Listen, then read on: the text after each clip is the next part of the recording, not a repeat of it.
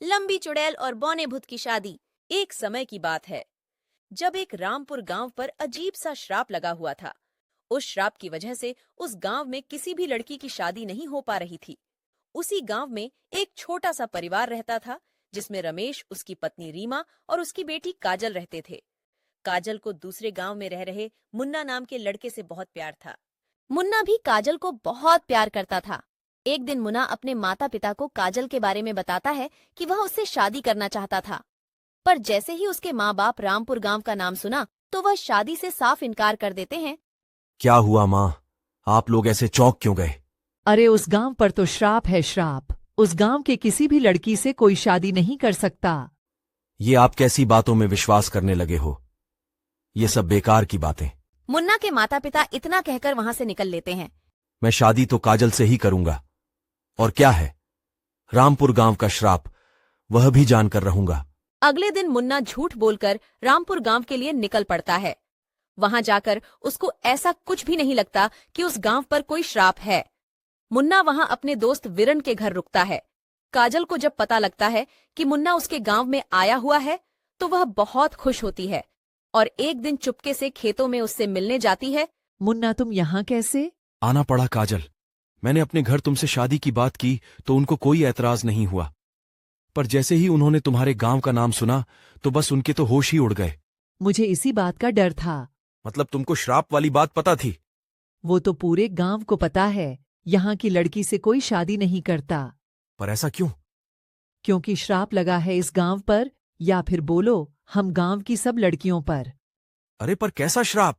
बताते हैं कि सालों पहले यहाँ एक लड़की रहती थी। वह बड़ी सुंदर थी, लंबी, गोरी, लंबे लंबे काले बाल और बड़ी बड़ी आंखें। बहुत ही सुंदर थी वो। उसको गांव के बाहर किसी लड़के से प्यार हो गया था, पर वह लड़का था बौना। उस लड़की के घर वालों को जब यह बात पता चली तो फिर उन्होंने उसे लड़की को बहुत डांटा और फिर उस लड़के से मिलने से साफ मना कर दिया। वह लड़की भी नहीं मानी। एक रात वह बौना लड़का उस लड़की से आधी रात में चुपके से मिलने आया, पर उस लड़की के भाई ने उसे पकड़ लिया। फिर क्या हुआ? उसको बहुत मारा? उससे भी बुरा किया उनके साथ। उस लड़की के भाई ने उस लड़के के हाथ पैर रस्सी से बांधकर आंगन में लटका दिया। उसके बाद उसको इतना मारा कि उसकी खाल की चिठरे चिठरे हो गए। उस लड़की ने ये सब हर पल अपनी आंखों से देखा और वह कुछ भी कर ना सकी। हर पल उस लड़के की चीख चारों तरफ गूंजती थी। किसी को भी उन दोनों पर तरस नहीं आया और एक दिन उस लड़की की शादी उस बौने लड़के के सामने दूसरे से तय करवा दी गई। हे भगवान, ये तो बहुत बुरा हुआ।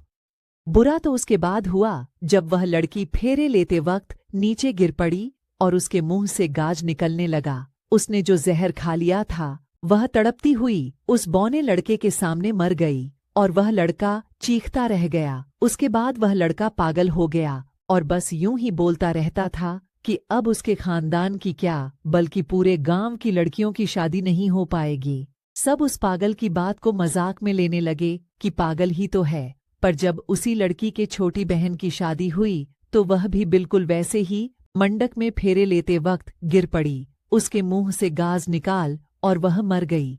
उसके बाद उस खानदान की और इस गांव की जब भी किसी लड़की की शादी हुई तो वह लड़की अपने मंडक में वैसे ही मौत मरी जैसे वह लड़की मरी थी। मैं नहीं चाहता कि तुमको कुछ हो जाए। पर मुन्ना, मैं ऐसे अकेले भी मर ही जाऊंगी। तो क्या करें काजल? क्या इस श्राप से मुक्त होने का कोई हल नहीं है? हाँ है ना, उस लंबी चुड़ैल की शादी उस बौने भूत से हो जाए तो हमारा गांव श्राप से मुक्त हो जाएगा। मैं बुलाऊंगा उनको और मैं कराऊंगा उनकी शादी, और उसके बाद ये गांव भी श्राप से मुक्त होगा और हमारी शादी भी होगी। क्या सच मुन्ना?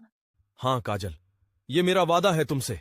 बस अगले दिन मुन्ना पूरे गांव में यह खबर फैलाता है कि अगले अमावस को वह लंबी चुड़ैल और बौने भूत की शादी करवाने वाला है। सब गांव वाले बड़े हैरान होते हैं।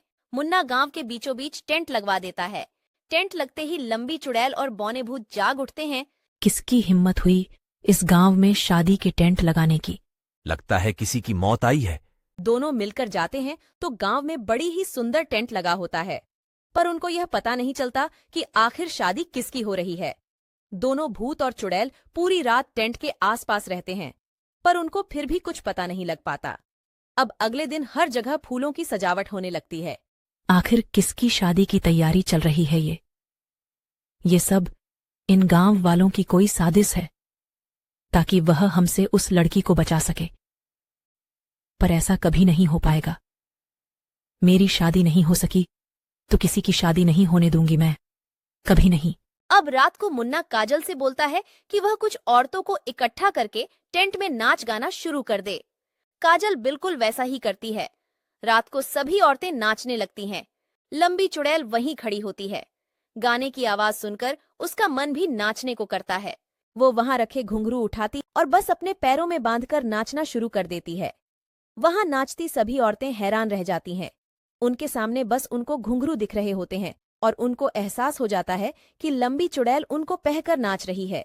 नाचते रहो और गाने रुकने नहीं चाहिए, वह आ गई है। बस औरतें तब तक गाने गाती रहती हैं जब तक वह लंबी चुड़ैल नाच नाच कर थक नहीं जाती। जैसे ही घुंघरू उछलना बंद हो जाता है, सब समझ जाते हैं कि चुड़ैल थक गई है। उसके बाद वह चुड़ैल घुंघरू उतार कर वहीं रखकर चल देती है। चुड़ैल के जाने के बाद मुन्ना काजल के पास आता है। देखा, वो आई थी और उसने किसी को कोई नुकसान नहीं पहुंचाया। हाँ, वो तो आज ऐसे नाची है जैसे मानो उसी की शादी हो। हाँ, क्योंकि सालों बाद आज उसने ये गीत संगीत सुना है। चलो, अब हमें कल का इंतजार करना है। कल मेहंदी है, तुम सब तैयारी कर लेना। हाँ, मैं सब तैयारी कर लूंगी, तुम चिंता मत करो। अगले दिन काजल मेहंदी की सब तैयारी कर लेती है और सभी औरतों को बुला लेती है। सभी औरतें एक दूसरे को मेहंदी लगाने लगती हैं कि तभी वहां फिर से वह लंबी चुड़ैल आ जाती है। इनकी इतनी हिम्मत, कल संगीत और आज मेहंदी। आखिर यह शादी किसकी है? कोई भी दुल्हन नहीं है यहाँ। चुड़ैल इधर उधर देखने लगती है, फिर भी उसे कोई दुल्हन नहीं देखती। फिर उसका ध्यान वहां रखी मेहंदी पर जाती है। कितना शौक था मुझे मेहंदी का बचपन में। माँ के आगे कैसे हाथ आगे करती थी कि पहले मैं ही मेहंदी लगाऊंगी। आज भी बड़ा मन है कि मैं भी मेहंदी लगाऊं अपने हाथों पर। बस चुड़ैल एक मेहंदी को उठाकर अपने हाथों में मेहंदी लगाना शुरू कर देती है। वह अपने हाथों में इतनी सुंदर मेहंदी लगाती है कि किसी के हाथों में ऐसी मेहंदी नहीं लगी होती। चुड़ैल उस दिन मेहंदी लगाकर बड़ी खुश होती है और खुशी खुशी यहाँ वहां घूमती रहती है। घूमते घूमते वह बौने भूत के पास जाती है। ये तुम क्या कह रही हो? कल नाच रही थी और आज मेहंदी लगा ली। क्या तुम्हें याद नहीं है कि हमें यह शादी नहीं होने देनी है? पर यहाँ तो कोई दुल्हन है ही नहीं। शादी कल है। कल हमें उस लड़की को मारना है जिसकी कल शादी होने वाली है। हाँ, मुझे याद है। अब बस मुझे कल का इंतजार है। तुम ये मत सोचो कि मैं खुश हूं तो भूल गई हूं सब। मैं इस गांव की किसी भी की शादी नहीं होने दूंगी। अगला दिन होता है। सब जगह जोरों से तैयारी चल रही होती है। पूरा गांव शादी के लिए अच्छे से तैयार हो जाते हैं और पूरे गांव में रोशनी से जगमगा रहा होता है। सभी लोग नाच रहे होते हैं। तभी वहां लंबी चुड़ैल और बौने भूत वहां पहुंच जाते हैं। देखो तो जरा, ऐसी शादी तो मैंने कभी नहीं देखी। पूरा गांव शादी में शामिल है। और सजावट तो देखो, पर दुल्हन है कहाँ? अब दोनों मंडप के पास जाकर खड़े हो जाते हैं। वहां भी कोई दूल्हा या दुल्हन मंडप पर बैठे नहीं होते। बहुत देर हो जाती है तो गुस्से में दोनों भूत और चुड़ैल सबके सामने आ जाते हैं। सब उनको देखकर डर जाते हैं, पर सबको उनका ही तो इंतजार होता है। कहाँ है आखिर दुल्हन? कौन है दुल्हन? तुम हो दुल्हन? हाँ, ये शादी की तैयारी तुम दोनों के लिए है। जो जीते जी ना हो सका वह हम अब करना चाहते हैं। हमें पता है कि तुम दोनों के साथ बहुत बुरा हुआ था और कोई तुम्हारी मदद के लिए नहीं आया, पर जो हो गया हम बदल नहीं सकते। पर जो अधूरा रह गया है हम उसे पूरा कर सकते हैं। नहीं नहीं, ये नहीं हो सकता। मैं एक चुड़ैल हूं, मेरी शादी नहीं हो सकती। बिल्कुल हो सकती हैं। मैं करवाऊंगा तुम दोनों की शादी, और तुम्हारी शादी में पूरा गांव शामिल होगा। तुम्हारी शादी के बाद ही तुम दोनों को और इस गांव को तुम्हारे श्राप से मुक्ति मिलेगी। ये सब तुम अपने श्राप को हटाने के लिए कर रहे हो। हाँ शायद, पर यकीन करो कि तुम्हारा दुख उससे बड़ा है हमारे लिए। मैं भी इसी गांव के एक लड़की के साथ शादी करना चाहता हूं, और ऐसा ना हो सका तो शायद हम भी जी ना पाएंगे। अब तुम ही हमारी और हम जैसे लोगों की मदद कर सकते हो, ये श्राप हटाकर। लंबी चुड़ैल बौने भूत की तरफ देखकर हाँ में सर हिलाती है। उसके बाद लंबी चुड़ैल और बौने भूत शादी के लिए तैयार हो जाते हैं। उसके बाद गांव को श्राप से मुक्ति मिल जाती है और फिर मुन्ना की शादी भी काजल से हो जाती है। एक गांव में एक जादूगर औरत रहती थी। वह रोज गांव के बाहर एक गुफा के अंदर जाती थी और वहां अपने चुड़ैलों की देवी ईष्ट देवी की साधना करती थी। ओम विरीम विरीम तिरीम तिरीम सोआहा, ओम चमुंडाय नमः। हे चुड़ैलों की देवी, मुझे शक्ति प्रदान करो। क्या तुम मेरी परीक्षा लेनी चाहती हो तो ये लो, मैं अपनी सर तुम्हें काट कर दे रही हूँ, जैसे रावण ने दिया था। चामुंडाए प्रसन्न हुई। जाओ, मैं तुम्हें काली दुनिया का बादशाह बनाती हूँ। इस तरह से नैना काली शक्तियों का बादशाह बन जाती है और अपने घर जाने लगती है। उसी गांव में भोलाराम नाम का एक व्यक्ति अपने पत्नी सीमा के साथ रहता था।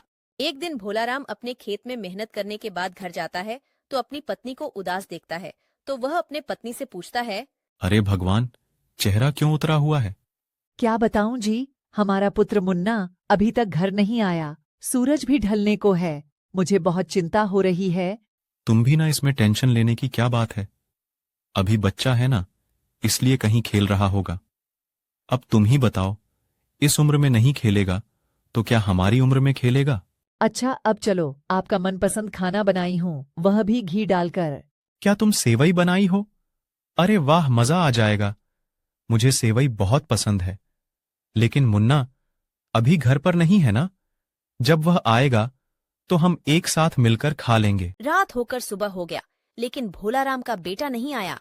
सुबह जब भोलाराम उठा तो वह घबरा गया और अपने बेटे को ढूंढते ढूंढते अपने दोस्त सोहन के पास गया और पूछा, अरे सोहन भाई, क्या तुमने मेरे बेटे को देखा है?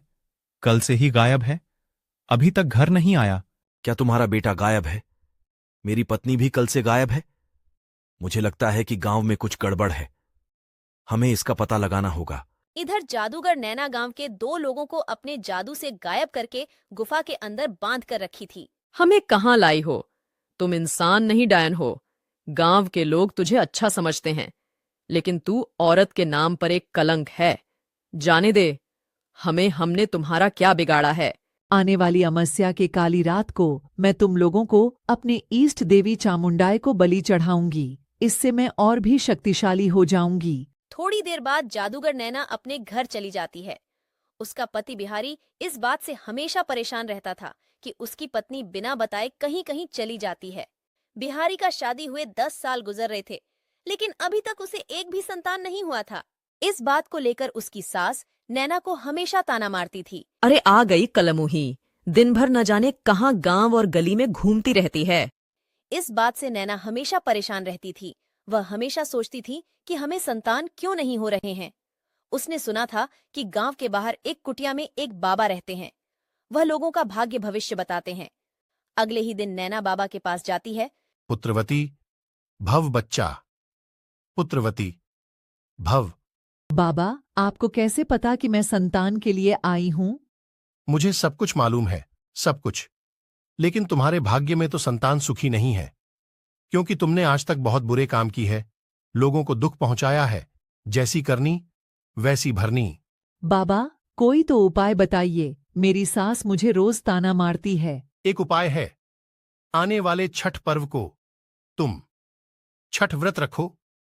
हो सकता है छठी मैया की कृपा से तुम्हें संतान की प्राप्ति हो।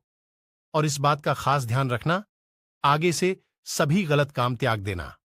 यह मानवता के लिए ठीक नहीं है और तुमने जिन लोगों को गुफा के अंदर बलि देने के लिए रखी है, उन्हें आजाद कर दो। ठीक है बाबा, मैं ऐसा ही करूंगी। नैना खुशी खुशी घर आ जाती है और अपने पति से कहती है, जाइए, बाजार से छठ पूजा का सारा सामान लेकर आइए। अगले दिन छठ पर्व मनाने के लिए गांव के सभी लोग छठ घाट पर पहुंचते हैं। सभी लोगों ने छठ पूजा धूमधाम से मनाए। सुबह जब जादू का नैना अर्घ देने के लिए पानी में उतरी, तभी छठी मैया प्रकट हुई और नैना से कहने लगी, नैना, तुम गलत मार्ग छोड़कर सही मार्ग पर आ गई। यह देखकर मैं तुमसे बहुत प्रसन्न हुई। जाओ, मेरा आशीर्वाद तुम्हारे साथ है। यह नजारा गांव वाले देखते रह गए। उन्हें कुछ भी समझ में नहीं आया। बहुत समय पहले की बात है। रामपुर नाम के गांव में दिवाली की तैयारी चल रही थी। सब लोग बहुत ही खुश थे और दिवाली का इंतजार कर रहे थे। उसी गांव में एक परिवार रहता था। उस परिवार में मोनू और उसकी पत्नी मीना रहते थे। मोनू की एक छोटी सी किराने की दुकान थी। क्योंकि दिवाली आने वाली थी, इसलिए एक दिन मोनू ने सोचा और अपनी मीना से कहा, मैं सोच रहा हूं क्यों ना बाजार जाकर वहां से कुछ बम पटाखे ले आऊं। दुकान में रख लूंगा तो अच्छी कमाई हो जाएगी। हाँ जी, ये तो अच्छी बात है। ठीक है, फिर मैं कल सुबह ही शहर के लिए निकल जाऊंगा। शहर काफी दूर है तो मुझे आते आते रात हो जाएगी। बस फिर अगले ही दिन मोनू पटाखे लेने के लिए शहर निकल जाता है। शहर में काफी भीड़ थी, इसी कारण मोनू को आते आते रात हो गया। जल्दी घर पहुंचने के चक्कर में मोनू तेजी से एक जंगल के रास्ते जाने लगा। जंगल काफी घना और खतरनाक था। काफी दूर तक चलने के बाद मोनू के पैर के आगे एक पत्थर आ गया और वह वहीं गिर गया। फिर वह उठकर कहने लगा, ओहो, इस पत्थर को भी अभी आना था, पहले ही इतनी देर हो गई है। मोनू के पैर पर काफी चोट लगने के कारण वह वहीं बैठकर आराम करने लगा। पर उसे इस बात का जरा सा भी अंदाजा नहीं था कि अचानक उसके पैर के नीचे पत्थर को आना कोई आम बात नहीं है, बल्कि वहां खड़े बरगद के पेड़ के ऊपर बैठी एक चुड़ैल का काम है। चुड़ैल ऊपर बैठी मोनू को परेशान करने लगती है। इस आदमी के बगल में क्या रखा हुआ है इस डिब्बे में? अभी इसे अपनी जादू से दूसरे जगह रख देती हूँ। चुड़ैल मजे मजे में उस आदमी के बगल में रखे उस डिब्बे को अपने जादू से उठाकर दूसरे जगह पर पटक देती है। डिब्बे में से कुछ पटाखे बाहर निकल जाते हैं। चुड़ैल उसे देखकर अचानक उदास हो जाती है। मोनू अपने पटाखे वापस डिब्बे में भरकर अपने सिर पर रखकर जैसे तैसे घर जाने लगता है। अब चुड़ैल भी उसके पीछे पीछे लग जाती है और उस आदमी के गांव तक पहुंच जाती है। गांव में पहुंचते ही चुड़ैल की आंखें खुशी से चौड़ी हो जाती हैं। दिवाली वाह, सब कितने सुंदर हैं। अब मैं भी इन सभी के साथ दिवाली मनाऊंगी। चुड़ैल उस आदमी के साथ उसके घर तक पहुंच जाती है। घर में मोनू अपने पटाखों का डब्बा लेकर पहुंच जाता है। अरे आ गए, आप काफी देर लगा दी आपने। अरे बस क्या बताऊं, कितनी भीड़ थी शहर में, और ऊपर से मेरा पैर एक पत्थर से टकरा गया और उसके बाद मेरे पटाखे एक जगह से दूसरे जगह पर जाकर गिर गया तो मेरे पटाखे गिर गए। बड़ी मुश्किल से घर पहुंचा हूं।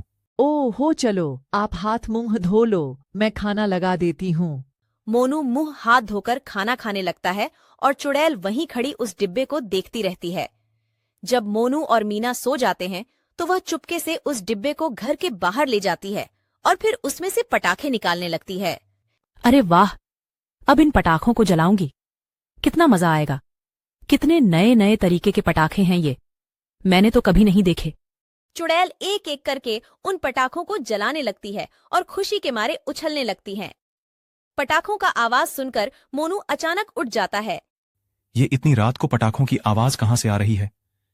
मोनू और मीना जल्दी से बाहर जाते हैं तो देखते हैं कि उनके पटाखे के डब्बा बाहर रखा हुआ है और सारे पटाखे यहाँ वहाँ फैले हुए हैं। कुछ पटाखे जल रहे हैं और कुछ जले हुए पड़े हैं। हे भगवान, मेरे पटाखे! आखिर ये पटाखे के डब्बा घर के बाहर कैसे पहुंचा? घर तो अंदर से बंद था। ए जी, अभी कुछ ही पटाखे जले हैं, जल्दी से बचे हुए उठा लो। दोनों मिलकर सारे पटाखे वापस डिब्बे में भर लेते हैं। चुड़ैल वहीं खड़ी देखती रह जाती है। ये लोग तो मेरे सारे पटाखे वापस ले जा रहे हैं। अब मैं क्या करूं? मुझे भी पटाखे जलाने हैं, मुझे भी दिवाली मनाने हैं। मीना और मोनू अपने पटाखे का डब्बा अंदर ले जाते हैं। उसके बाद चुड़ैल अपना ठिकाना कहीं और देखने लगती है। वह रात को गांव में यहाँ वहां भटकने लगती है। फिर उसकी नजर एक मिठाई की दुकान पर पड़ती है। मिठाई देखकर चुड़ैल बड़ी खुश हो जाती है। अरे वाह, मिठाई कितनी सुंदर सुंदर और स्वादिष्ट मिठाई है, मुझे भी खानी है। एक काम करती हूँ, जल्दी से दुकान में घुस जाती हूँ। चुड़ैल जल्दी से दुकान की तरफ आगे बढ़ती है और दुकान के बाहर लगी मिठाई में से एक मिठाई उठाकर खाने लगती है। वाह, कितनी स्वादिष्ट है। इतनी स्वादिष्ट मिठाई मैंने कभी नहीं खाई। चुड़ैल वहां खड़ी मिठाई का स्वाद ले ही रही होती है, तभी मिठाई का मालिक अपने नौकरों को दुकान बंद करने को बोलने लगता है। अरे भाई, इतनी रात हो गई है, जल्दी जल्दी सब मिठाई दुकान के अंदर रखो और दुकान बंद करो। इतने आलसी हो गए हो तुम लोग कि मैं परेशान हो गया हूं तुमसे। अभी सब मिठाई अंदर रख रहे हैं बाबूजी, आप चिंता ना करें, बस 5 मिनट में हम सब कर देंगे। दुकानदार अपने नौकरों पर गुस्सा करता है और सब जल्दी जल्दी शहर मिठाई अंदर रख देते हैं। चुड़ैल मिठाई के 2 टुकड़े लेकर वहीं खड़ी रह जाती है। मेरी मिठाई, अब मैं मिठाई कैसे खाऊंगी? अब मैं क्या करूं? मुझे कुछ और देखना पड़ेगा। वह रात ऐसे ही निकल जाती है और फिर चुड़ैल अगले दिन फिर से यहाँ वहाँ भटकने लगती है। उसे गांव में चारों तरफ दिवाली की तैयारियां होती दिखती है, जिसे देख हुआ बड़ी खुश होती है और वहीं खड़ी होकर सब बड़े ध्यान से देखने लगती है। चुड़ैल की नजर फिर अचानक एक दुकान पर जाती है, जहां बड़े ही सुंदर सुंदर कपड़े मिल रहे होते हैं। चुड़ैल हाथ लगाकर उन कपड़ों को देखने लगती है। वाह, कितने सुंदर कपड़े हैं ये! काश मेरे पास भी ऐसे कपड़े होते। मैं भी दिवाली पर सबकी तरह सुंदर सुंदर कपड़े पहनती। एक काम करती हूँ, अभी यहाँ कोई नहीं है, जल्दी से एक सुंदर से सूट निकाल कर देखती हूँ। चुड़ैल एक सूट निकालती है और शीशे के सामने खड़ा होकर उसे अपने ऊपर लगाकर देखने लगती है। अरे वाह, ये तो मुझ पर कितना जच रहा है। अब मुझे भी यही सूट चाहिए। मैं भी दिवाली पर इसे पहनूंगी। चुड़ैल उस सूट को अपने ऊपर लगाकर देख ही रही होती है कि अचानक उसके पीछे दुकानदार आ जाता है, जिसे वह चुड़ैल सामने तो नहीं बल्कि शीशे में दिख जाती है। अरे भाई लोगों, जल्दी आओ, जल्दी आओ। ओहो, अरे क्या हुआ सेठ जी, क्यों चिल्ला रहे हो? आप तो काफी डरे हुए लग रहे हो।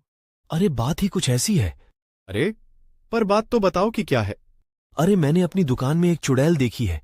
मुझे तो वह सामने तो नहीं दिखी, लेकिन वह शीशे में साफ साफ दिख रही थी। वो मेरी दुकान के कपड़े अपने ऊपर लगाकर शीशे के सामने खड़ी थी और खुद को देखकर बड़ी खुश हो रही थी। ओ भगवान, ये आप क्या बोल रहे हो? हमारे दुकान में मतलब चुड़ैल घूम रही है? अरे भाई लोगों, अब दिवाली आ रही है ना, इसलिए मुझे लगता है किसी ने जादू टोना करके आपकी दुकान में चुड़ैल छोड़ दी है। आप जल्दी इसका कुछ करो, क्योंकि आज आपकी दुकान बर्बाद कर देगी और कल किसी और की। अरे जल्दी से गांव के किसी तांत्रिक को बुलाओ, अब वही इसका समाधान करेंगे। और आप सब पहले इस दुकान को बाहर से बंद कर दो, ताकि वह चुड़ैल अंदर बंद हो जाए। दुकानदार जल्दी से जाता है और अपने दुकान का सेटर बाहर से लगा देता है। सेटर बंद करते ही चुड़ैल अंदर बंद हो जाती है। अरे ये दुकान किसने बंद कर दी? अब मैं क्या करूं? मुझे तो इतना जादू भी नहीं आता कि यह दुकान खोल सकूं। चुड़ैल तो अंदर बंद हो जाती है और इधर गांव वाले तांत्रिक को बुला लाते हैं। तांत्रिक दुकान के बाहर खड़े होकर अपने मंत्र पढ़ने लगता है और कुछ कुछ चीज दुकान के ऊपर फेंकने लगता है। मुझे किसी ने नहीं भेजा है। मुझे यहां से आजाद कर दो। मुझे जाने दो। तांत्रिक उस दुकान का दरवाजा खुलवाता है और फिर बहुत सारी भभूत उस चुड़ैल पर फेंकता है, जिससे वह चुड़ैल सबको दिखने लग जाती है।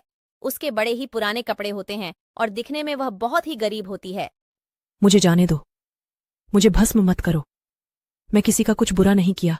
तो फिर तू इस गांव में क्या कर रही है और इस दुकानदार के साथ किया करने वाली थी?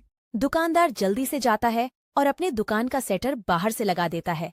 सेटर बंद करते ही चुड़ैल अंदर बंद हो जाती है। अरे ये दुकान किसने बंद कर दी? अब मैं क्या करूं? मुझे तो इतना जादू भी नहीं आता कि यह दुकान खोल सकूं। चुड़ैल तो अंदर बंद हो जाती है और इधर गांव वाले तांत्रिक को बुला लाते हैं। तांत्रिक दुकान के बाहर खड़े होकर अपने मंत्र पढ़ने लगता है और कुछ कुछ चीज दुकान के ऊपर फेंकने लगता है। मुझे किसी ने नहीं भेजा है। मुझे यहां से आजाद कर दो। मुझे जाने दो। तांत्रिक उस दुकान का दरवाजा खुलवाता है और फिर बहुत सारी भभूत उस चुड़ैल पर फेंकता है, जिससे वह चुड़ैल सबको दिखने लग जाती है। उसके बड़े ही पुराने कपड़े होते हैं और दिखने में वह बहुत ही गरीब होती है। मुझे जाने दो। मुझे भस्म मत करो। मैं किसी का कुछ बुरा नहीं किया। तो फिर तू इस गांव में क्या कर रही है और इस दुकानदार के साथ किया करने वाली थी? मैं कुछ नहीं करना चाहती थी। मैं तो बस इस पटाखे वाले के पीछे पीछे गांव में आ गई, क्योंकि मुझे पटाखे जलाने थे। फिर जब मैं पटाखे जलाने शुरू किए तो उसकी आवाज से ये लोग उठ गए और सारे पटाखे ले गए। मैं बाहर ही रह गई।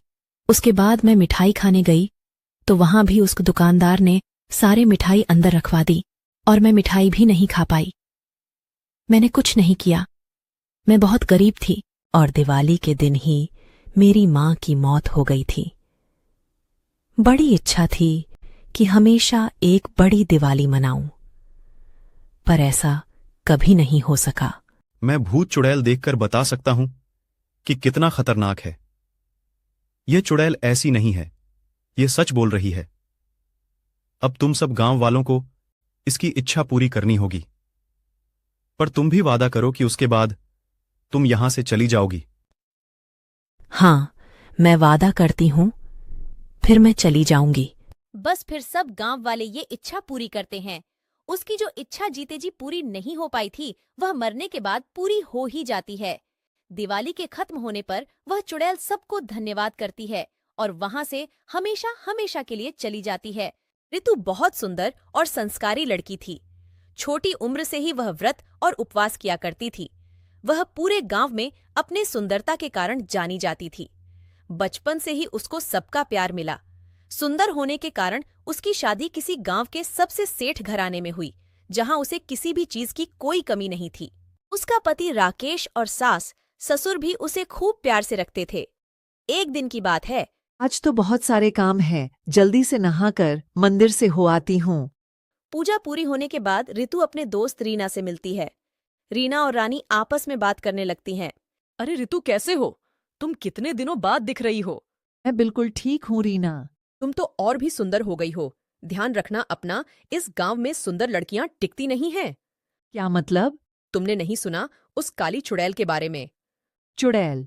हाँ, सुना है। वह चुड़ैल बहुत काली है। वह किसी भी सुंदर लड़की को इस गांव में टिकने नहीं देती है। अरे कैसी बातें कर रही हो तुम रीना? अरे सच में, जब मैंने सुना है तभी तो कह रही हूँ। यह सब कुछ भी नहीं होता। हमेशा भगवान पर भरोसा रखना चाहिए।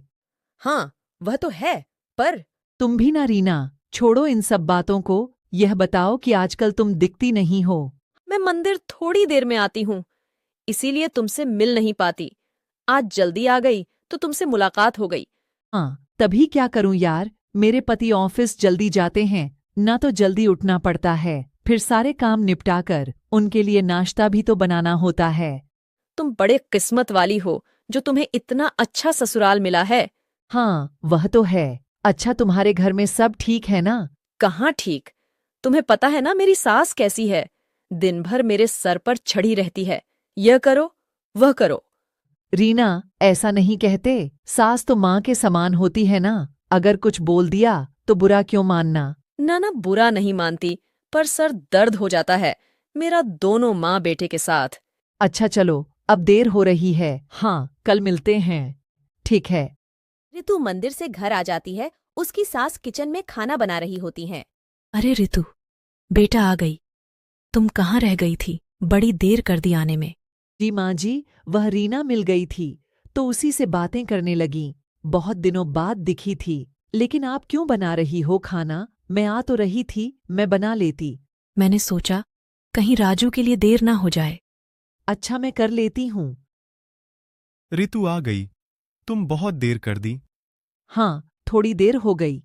तुम भी ना इतनी पूजा पाठ करके कहाँ जाओगी? अरे पति की सेवा करो, पति की। हाँ, तो पति की सेवा नहीं करती। मैं दिन भर काम करती रहती हूँ, फुर्सत कहाँ है मुझे। अच्छा, मुझे देर हो रही है, मैं चलता हूँ।